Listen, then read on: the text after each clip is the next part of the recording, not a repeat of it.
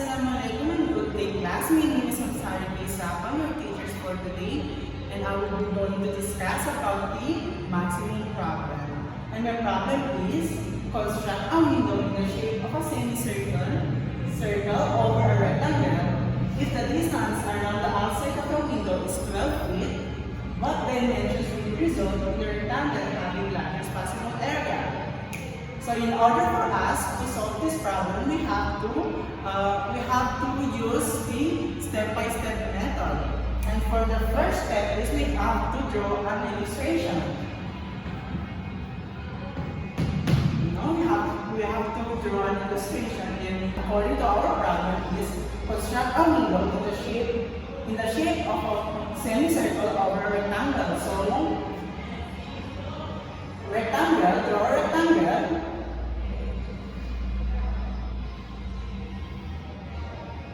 And a semicircle over a rectangle. So assume that this is our window. So in our illustration, this is our y and our x. And for this, since ano natin sa illustration natin is yung length ng semicircle is also the length of our rectangle, ang magiging ano niyan is we all know that these lines in a circle is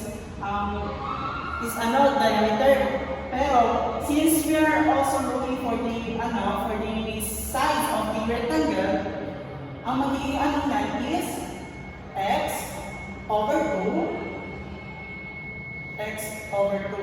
Since ang hinahanap natin dito is radius, so malalaman natin kung bakit radius ang hinahanap natin dito. So in order for us to find the length of the side, we need to use the formula of half of our circumference. So what is the formula of half of circumference? So half of circumference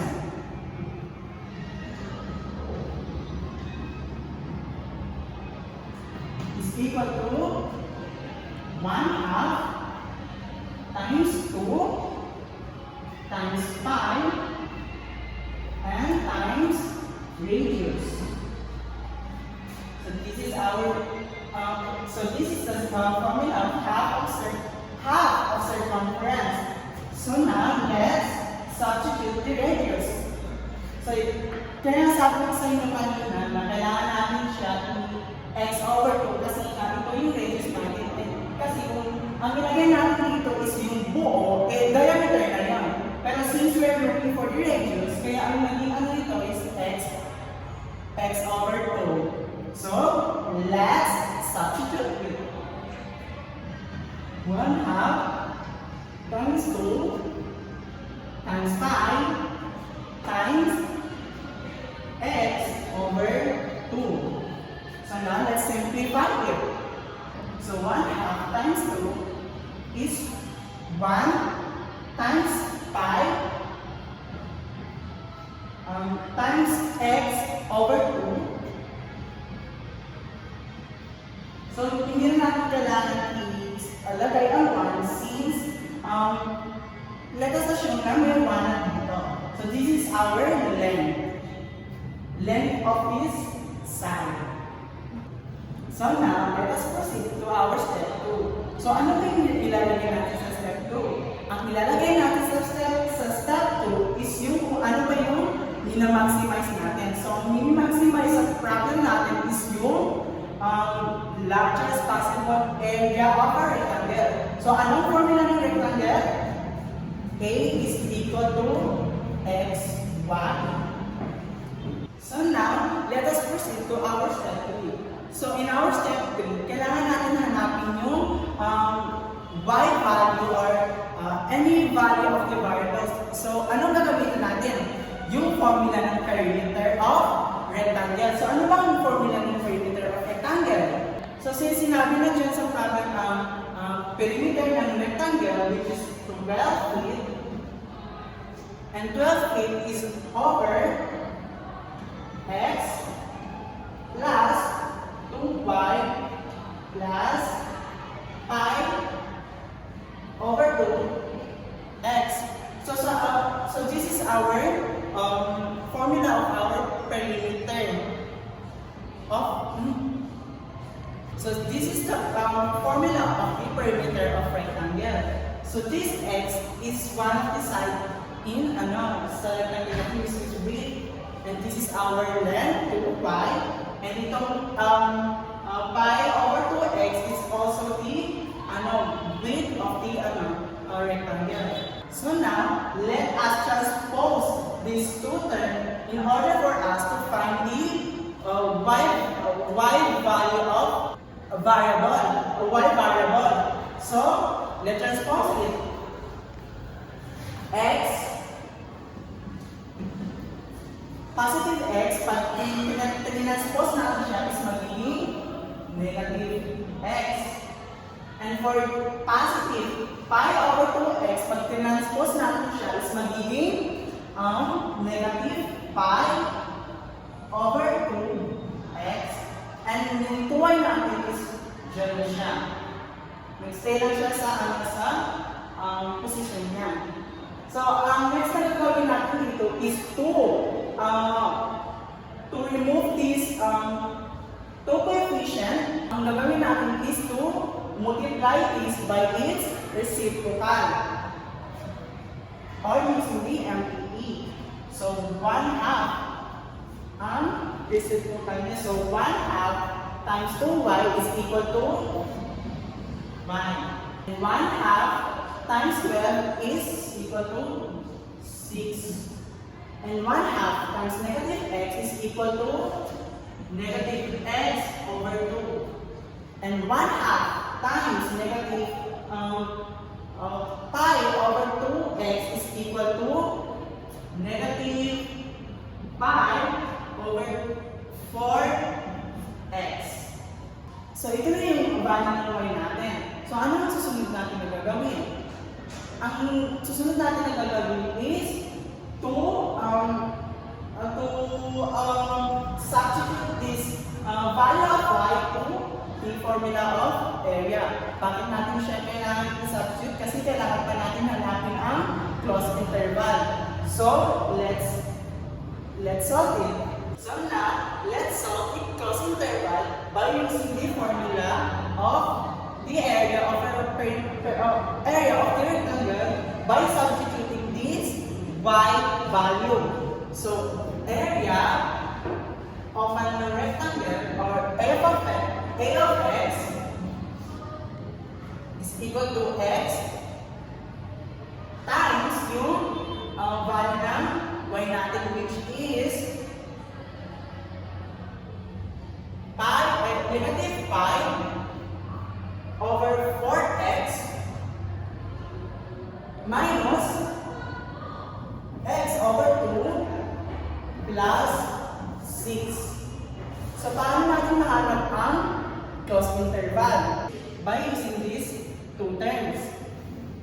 So, for the first value of x of closed interval, yung pinakamababa na value ng closed interval natin is using the x is equal to f of x. So, now let's equate the f of x into 0. So, ito na yung natin, yung pinakamababang value ng x natin. And for this pinakamataas na value of x natin is using this term, which is f of x is equal to negative pi over 4 x minus x over 2 plus 6. So now let's equate this f of x into 0. 0. Then copy this. Negative pi over 4x negative x over 2 plus 6. So next na gawin natin is transpose this value of constant, which is 6, into the other side. So magiging negative yung 6 natin.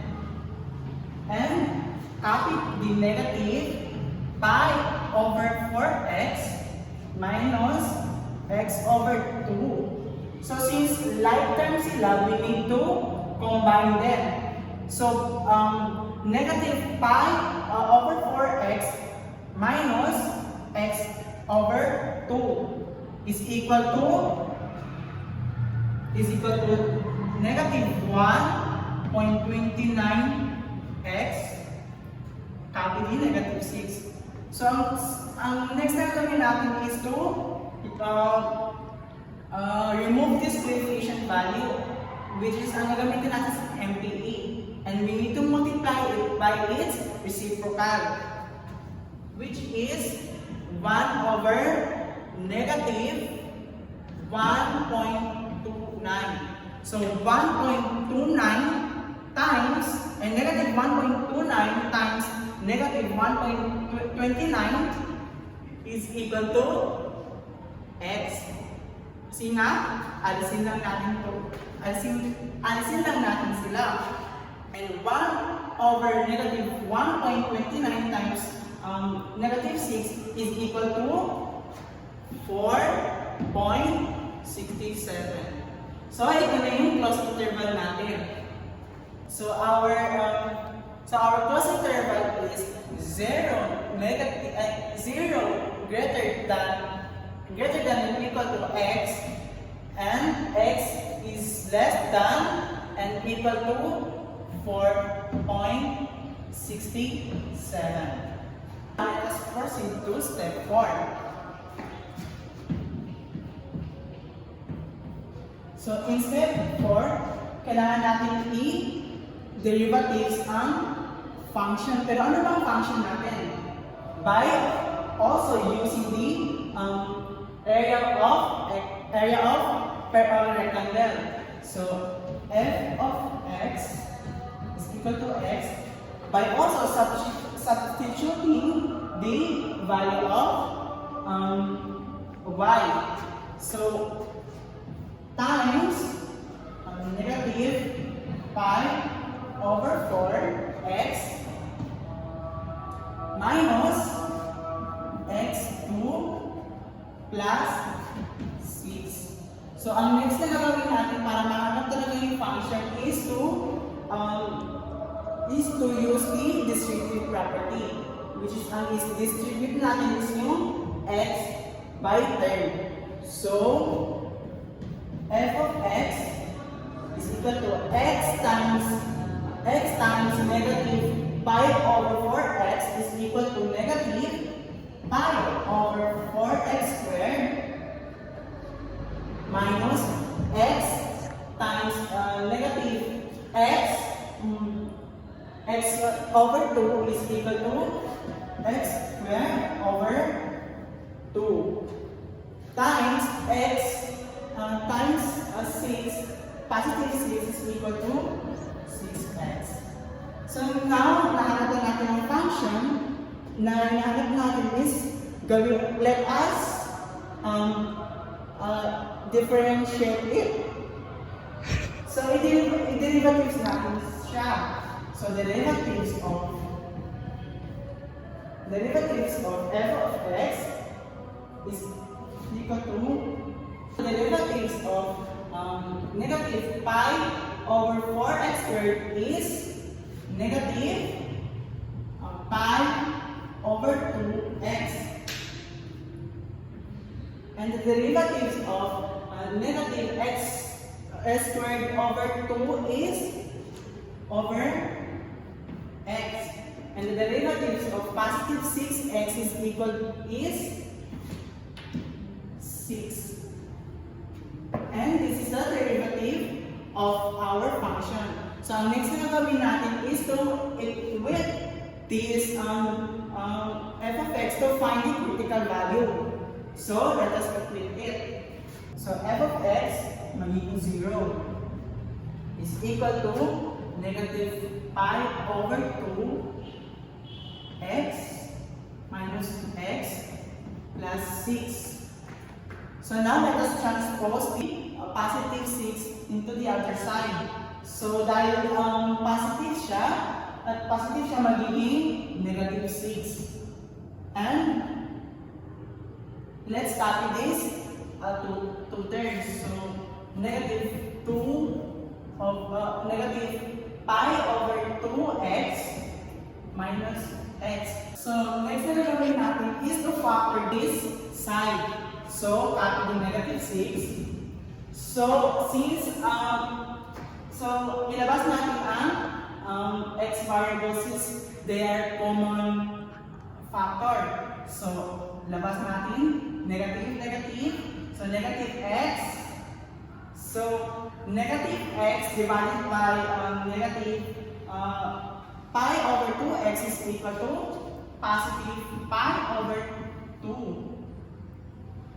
And negative x divided by negative x is equal to positive 1. So, next na gagawin natin is to remove this coefficient, we need to multiply it by MDE. So,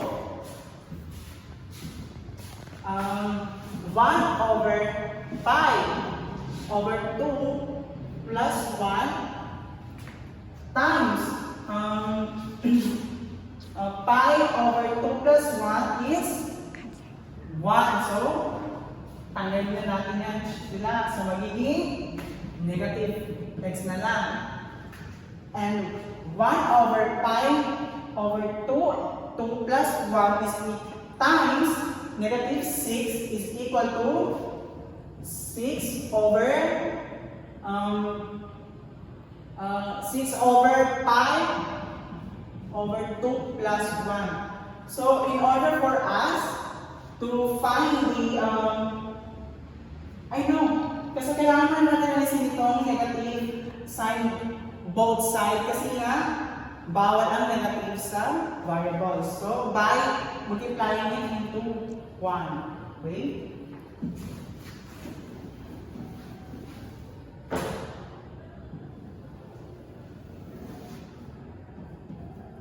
So, para maalis ang negative, let multiply them by negative 1.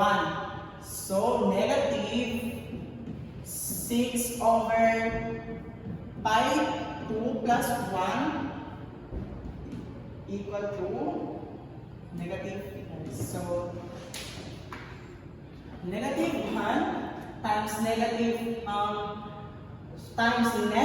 6 over pi over 2 plus 1 is equal to 6 over pi over 2 plus 1 and negative 1 times negative x is equal to x. So para mas makuha natin or maano natin yung value ng x or critical value natin is we need to simplify this equation or expression. So 6 divided by negative 6 divided by pi over 2 plus 1 is equal to 2.33. So, ito na yung critical value natin. So, let us now proceed to the step 5, which is our last step. So, in step 5, we need to find the total area of the rectangle or yung maximum or yung largest possible area ng rectangle. But first, let us draw some table.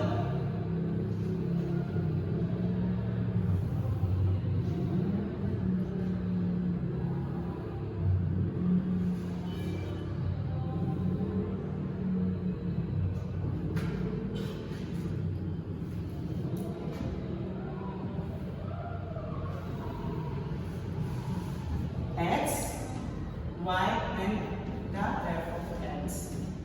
Yan yung area natin. So, ano ba yung mga value ng value ng x natin? So, earlier, or yung kanina, di ba nahanap natin yung first interval? So, which is pinakamababang possible value ng x natin is 0. So, let us put this.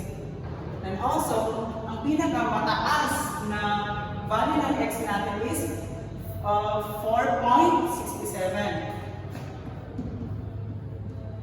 And to find the other value of x, ang gagamitin natin is yung critical value natin which is 2.33.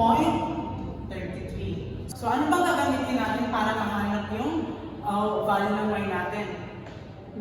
So ang gagamitin natin na formula ay yung kanina na nagawa natin na value ng y natin, which is y is equal to negative pi over 4x and minus x over 2 plus 6. So now let's solve each value of x by substituting them. So first ang value ng x natin is 0. So using this formula, y is equal to negative pi over 4x, which is substitute natin times 0 minus 0 over 2, kasi nga substitute 0 over 2 plus 6. So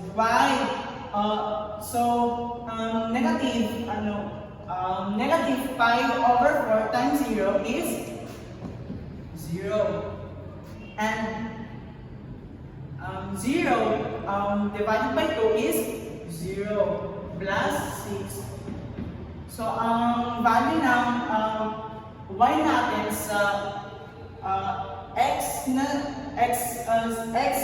is equal to 0 is 6. And for the next value ng x natin, which is 2.33. So now let us also use the formula of y is equal to negative pi over 4x, pero substitute natin yung 2.33. So times 2.33 minus 2.33 divided by 2 plus 6. So negative pi over 4 times 2.33 minus 2.33 divided by 2 plus 6 is equal to 2.99. So ang value ng y natin sa value ng 2.33 is 2.99. So for our last value of x, which is 4.67, we also kailangan din natin siya i-solve by using the same formula. So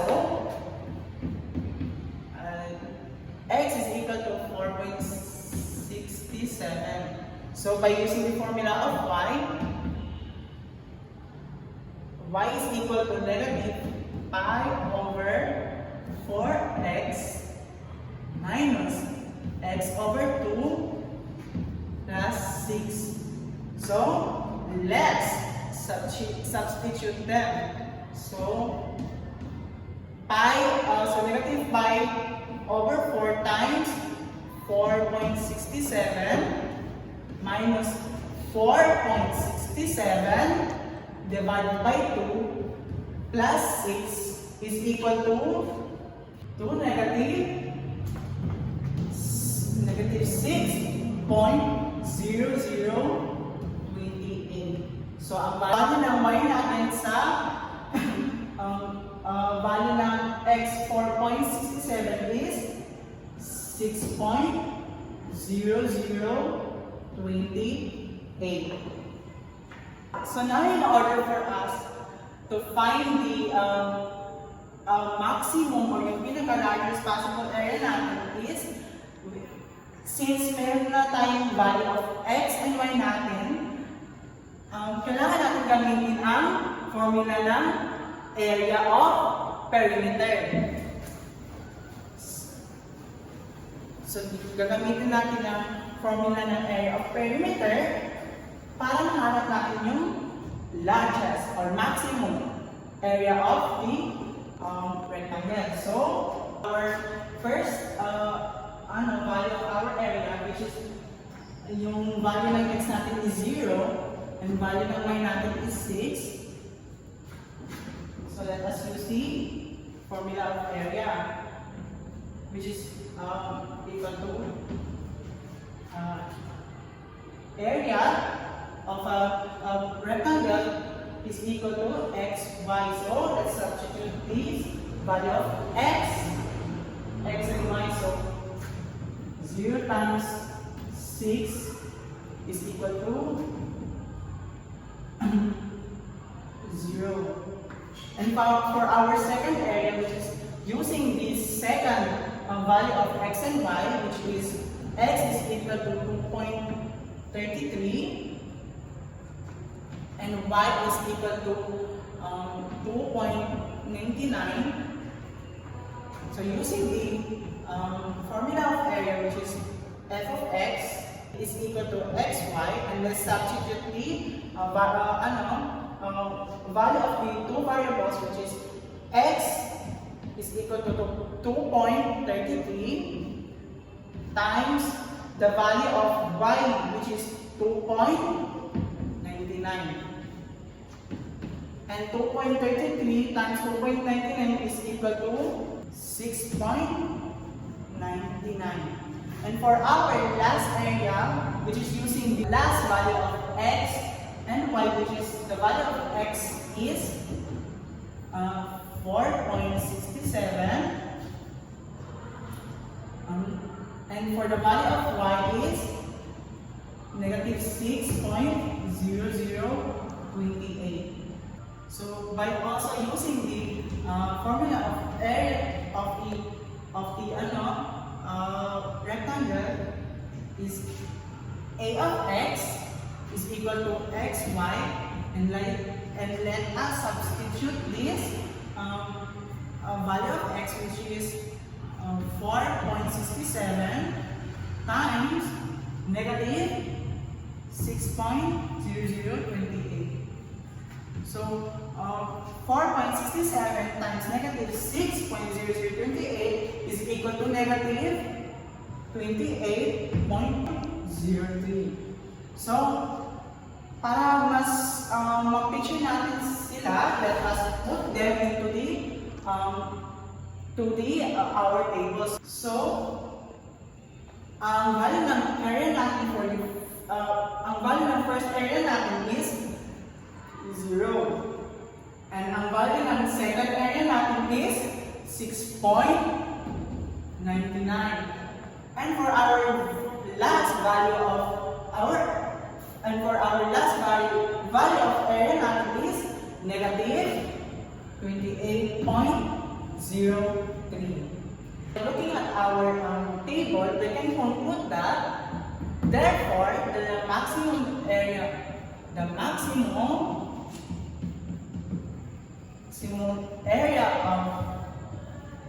of a rectangle is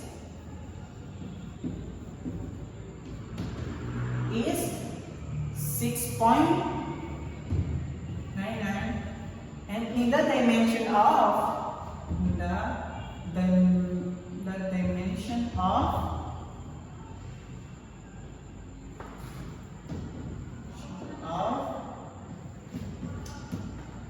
x, which is 2.33, and the value of y, which is 2.99. So that's it for our video presentation. I hope you've learned something from me. Thank you and wassalam.